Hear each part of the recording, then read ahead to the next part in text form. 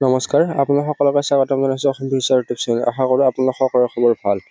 তো Srimanta Sankardev university of health ছায়েন্সৰ পৰা BSc মেডিকেল টেকনলজি, পেৰামেডিকেল আৰু পোষ্ট বেচিক BSc নাৰ্ছিঙৰ কাৰণে এখন নতুন নটিচ আহিছে। তো এইকেইদিন বহুতখিনি কেণ্ডিডেটে সুধি আছিল যে BSc মেডিকেল টেকনলজি বা পেৰামেডিকেল কৰ্চৰ এডমিট কাৰ্ড কেতিয়া ৰিলিজ হ'ব।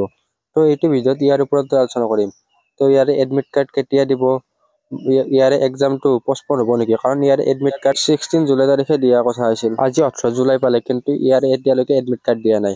তো এই সকলোবিলাক তথ্য এই ভিডিঅ'টোত আলোচনা কৰিম। তো ভিডিঅ'টো স্কিপ নকৰাকৈ সম্পূৰ্ণকৈ চাব, আৰু যদি চেনেলটোত প্ৰথমবাৰৰ বাবে আহিছে তেন্তে ছাবস্ক্ৰাইব কৰি কাষত থকা বেল আইকনটো অন কৰি থৈ দিব।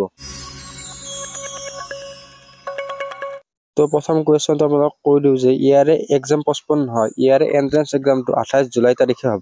ইয়াৰে এডমিট কাৰ্ড দিয়াৰ লেট হোৱাৰ কাৰণটো হ'ল যে ইয়াৰে অনলাইন এপ্লিকেশ্যনৰ যি লিংক আছে সেয়া এক্টিভ কৰি দিছিল। তো 15 জুলাই তাৰিখৰে ইয়াৰে অনলাইন এপ্লাইটো এক্সটেণ্ড কৰি দিছিলে, সেইকাৰণে ইয়াৰে এডমিট কাৰ্ডটো দেৰিকৈ ওলাব।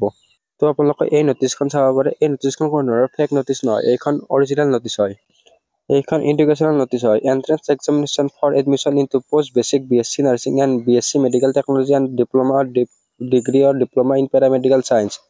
তো আপোনালোকে ইয়াতে BSc মেডিকেল টেকনলজি, পেৰামেডিকেল আৰু পোষ্ট বেচিক BSc নাৰ্ছিঙৰ কাৰণে এইখন নটিচখন হয়। তো ইয়াতে ফাৰ্ষ্ট লাইনটো আছে, this is for information of all concerned that the admit cards for entrance examination for admission into post basic BSc nursing, BSc medical technology and diploma in paramedical science, both government and private colleges of Assam shall be issued from 22 July. So BSc medical technology, paramedical, post basic BSc nursing or যি admit card আছে সেয়া 22 July তাৰিখে release হ'ব।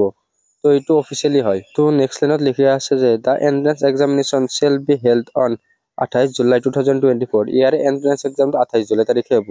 তো ইয়াৰে exam কোনো ধৰণৰ postpone নহয়। তো আপোনালোকে এই নটিচখন ক'ত পাব? এই নটিচখন অসমীয়া প্ৰতিদিন, আছাম ট্ৰিবিউন এইবিলাক নিউজ পেপাৰত পাই যাব। তো এই নিউজ পেপাৰখন আপোনালোকে অনলাইনৰ থ্ৰুদি বাই কৰি ল'ব পাৰিব।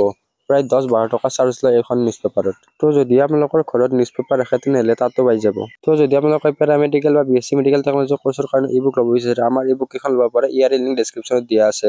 তো ইয়াতে 2500তকৈও অধিক MCQ টাইপৰ কুৱেশ্যন এনচাৰ আছে, মক টেষ্ট আছে। এই সকলোবিলাক আপোনালোকে লৈ ল'ব পাৰিব। তো যদি আপোনালোকে আমাৰ প্ৰিমিয়াম হোৱাটছআপ গ্ৰুপত জইন হৈ ল'ব বিচাৰে, জইন হৈ ল'ব পাৰিব। ইয়াতে 200টা ইউজাৰৰ কাৰণে হয়। ইয়াতে নটিচন আপডেটবিলাক আগতীয়াকৈ দিয়া হয়। তো আপোনালোকে এনেকৈ ডিছপ্লেত দেখাই দিছোঁ, ইয়াতে আপোনালোকে চাব পাৰে। এনেকৈ সকলো কেণ্ডিডেটে ইয়াতে মেছেজ দিব পাৰে আৰু এনেকৈ বুজাই দিয়া হয়। তো ইয়াতে এটা 39 ৰুপিজ চাৰ্জ লোৱা হয়। এই চাৰ্জটো কিয় লোৱা হয় সেইটো আপোনালোক কৈ দিম। যি আছাম ট্ৰিবিউন, অসমীয়া প্ৰতিদিন এই নিউজ পেপাৰবিলাক আছে, তো এইবিলাক আমি ক্ৰয় কৰিব লগা হয়। তো তাত মান্থলি এটা চাৰ্জ দিব লাগে। তো এই কাউন্সেলিংবিলাক প্ৰায় 2-3 মহীয়া প্ৰচেছ হয়। তো তাৰ কাৰণে নিউজ পেপাৰবিলাকৰ ছাবস্ক্ৰিপশ্যন ল'ব লগা হয়। তো এখন নিউজ পেপাৰত প্ৰায় 10 টকামানকৈ লয়, মান্থলি 300 টকামান লয়। তো এই পইচাটো আপোনালোকৰ 39 ৰুপিজটোৰ পৰা পে' কৰি দিয়া হয়। তো এই ভিডিঅ'টোত এইখিনি আছিল। আশা কৰোঁ আপোনালোকে ভিডিঅ'টো ভাল পালে। তো ভিডিঅ'টো আপোনালোকৰ বন্ধুবৰ্গৰ সৈতে শ্বেয়াৰ কৰি দিব। ধন্যবাদ।